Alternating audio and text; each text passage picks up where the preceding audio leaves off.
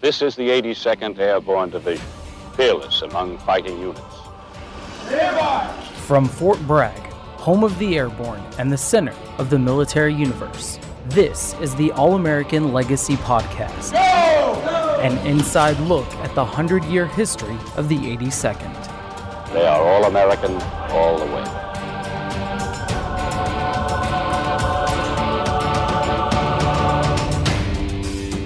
Hello and welcome to yet another episode of the All-American Legacy Podcast. I am your host, James Walker. Although constituted on August 5th, 1917, the 82nd Airborne Division was officially manned 20 days later on August 25th, and this is the day on which we celebrate its birth. 100 years later, we are still ready to jump tonight and win tomorrow's fight. In this episode, Joe Buccino, the primary host of this podcast, and Kenneth Clarke, the CEO of the Pritzker Military Museum and Library in Chicago, bring the conversation they had in episode 30 about the division's century of service full circle, as they address the essence of what it means to be a paratrooper in the 82nd Airborne Division, then, now, and in years to come. Ken, how are you these days? I'm good. How are you, Joe? Good. We're good. We're busy. It's interesting. I just listened yesterday to the discussion you and I had 10 months ago now. And since then, I've been really immersed in the legacy and the culture and the history. And in some ways, you have too, certainly to a lesser extent. Yes, yeah. I've gotten to talk to some of your All-Americans and record them, and then through the museum and libraries, podcasting, and also when you were here through television, we've been able to tell a wide scope of the general public about stories of the 82nd. Right, and so at this point you've spoken with General Lindsay, who was one of our division commanders during the Cold War. You've spoken with Rock Merritt, Sergeant Major, who is one of our World War II legends. You spoke with Magellan, who is another one of our World War II legends, and then you spoke with Keith Nightingale, who was with the Golden Brigade in Vietnam, and then you spoke with Al Rivera, who went to DOMREP. And then you came here for All-American Week 100 to see our current and former paratroopers. So certainly, a broad scope of the culture and the history. Yeah, I'd say that I probably have a little more 82nd history under my belt than most humans. Certainly not as much as you do and people who are living the life or who are in the division. But outside of that, I think I've gotten a very interesting perspective of life in the 82nd and what the spirit of the division is. Yeah, so I know you're not an expert on the 82nd. You're an expert on military history, but what do you think about this legacy? What do you think about 100 years now that you've had a chance to really, I think, dip into it a little bit? Well, the 82nd's history is at once unique, and it also is very similar to a lot of other American divisions, military divisions in the Army, simply because the founding of what we know as the military really did come out of the organization for World War I. That said, the 82nd's got this very interesting path from an infantry division during World War I into the Airborne Division that we know today. So, somebody who's paying attention to that line of history is going to find a very interesting story and nuances along the road on how that division has played, very significant roles in American history and deciding victory for us. And so I think that perspective into the 82nd, the nuances of that are very important. Yeah, I think one of the things that I've found to be interesting or surprising is that, we are known all over the world. I've been to Poland and Normandy for this show, and we're known all over the world for World War II, and then in some places really more specifically for D-Day, but our 4 combat jumps in World War II. But that's such a small part of our 100-year history. And as we're going through this, what we're finding is that most of what we have done and contributed is not traditional combat. It's peacekeeping, it's security, stability, humanitarian assistance, relief, this kind of thing. Is that unique to the 82nd Airborne Division, or do you think that speaks there's something there broader to the American military experience over the last 100 years? I think it actually speaks to the broader history of the American military in the sense that, the 82nd was involved with Katrina and has been involved in all sorts of other things. You talked about security and stability. I would, that work during the Cold War, in particular in the Dominican Republic and Grenada, very, very important roles that it played that were very unique. But other branches of the military and other units in the Army have also participated in, the humanitarian efforts. The Navy does an awful lot of this when something really awful happens. The aircraft carriers go into humanitarian roles. So that said, each and every effort of each and every division and or service branch plays, I think, a very unique role and different role. And so the pride and heritage is something that needs to be taken care of by the 82nd, and I think you're doing a great job with this 100-year review. Yeah, no, we appreciate all the help from Pritzker Military Museum and Library. What do you think that a civilian like yourself should know? Somebody that obviously you run a military museum and library, but most of the people in this country, I'm finding, are disconnected from the 82nd Airborne Division. And maybe they're disconnected. I guess certainly they're disconnected from the broader military experience. What do you think that a civilian should know specifically about the 82nd Airborne Division?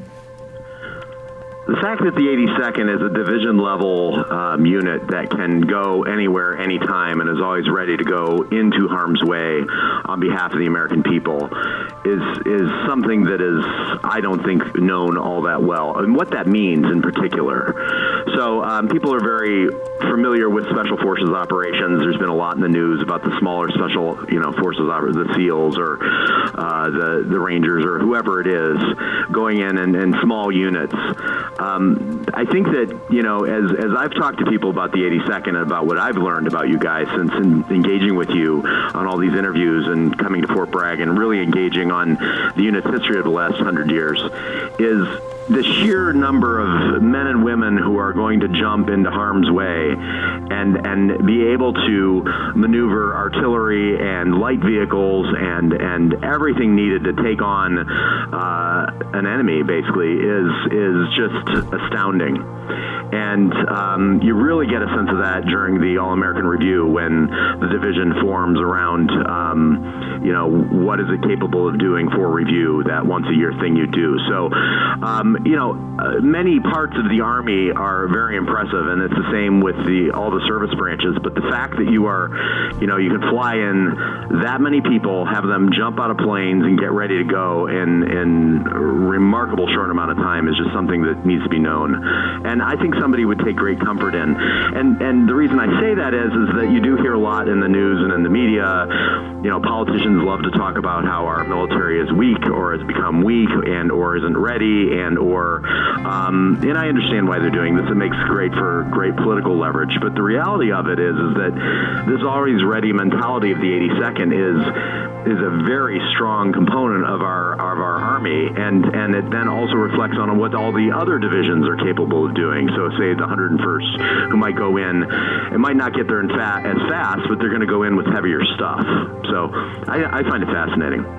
Good. Yeah, well, thanks. Look, it's been interesting to look back and just interesting every time we catch up, and been interesting to get your perspective. Thanks, man. Well, it's been a pleasure to talk to these All-Americans. I wanted to ask you one question. Yeah. What is the definition of All-American when, I'm talking to a Magellan or a Rock Merritt or to a General Lindsay? These are your All-Americans. What does that mean to the division? So what it means to us now is that, and I think I said this part on your show, is that, but this goes back to at least, I think, the 70s, that we say that they're 3 times volunteers. They volunteered to join the Army. Now they've volunteered to join the Army in a time of war, first of all. Second of all, they volunteered to be on airborne status, to go to airborne school. And then third, they volunteered to come to the 82nd Airborne Division knowing that they would be on airborne status and that they would face the hazards of airborne operations regularly. And airborne operations, we know, are dangerous. So, in that sense, it means that they are a cut above the rest of the Army. And that's not to denigrate anybody in the rest of the Army, but it means that they are something unique and they have a unique function and role. And what I'm finding with as I go out and talk to former All-American paratroopers, I went 19 years in the Army prior to serving in the 82nd. And, 1st Armored Division and 3rd Infantry Division, there's a lot of pride, but the camaraderie amongst former paratroopers, we don't say former, we say they're all American paratroopers for life that don't wear the beret anymore. But, the camaraderie is different. It really is different. When they identify each other anywhere in this country, it's a different kind of brotherhood and a sisterhood, and the closeness, the cohesion when we came together for All American Week, or now we're planning to come together in Orlando here next week for the convention. That cohesion is it's a unique thing. It's an odd thing for me to experience, but it's an instant connection between people, and it is different.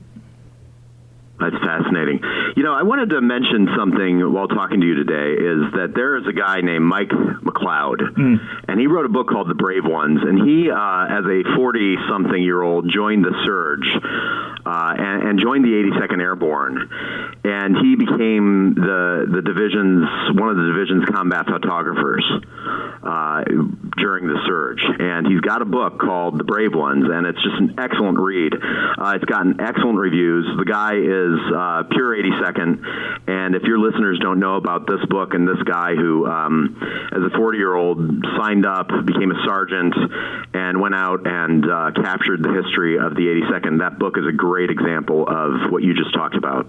Yeah, we've been trying to get this guy on the show. We know some people that know him. We've been trying to get Mike McLeod on the show. I have his number if you need it. Send it to me.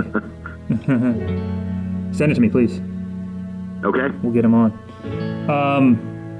All right, Ken. Thanks for your time, and definitely stay in touch. Definitely, and good luck. Good luck to you, too. Thanks, Ken. All right, see ya.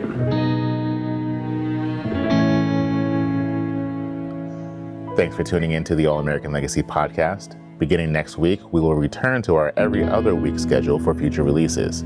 Be sure to check out and download our other episodes in iTunes, Google Play, or anywhere else you get podcasts.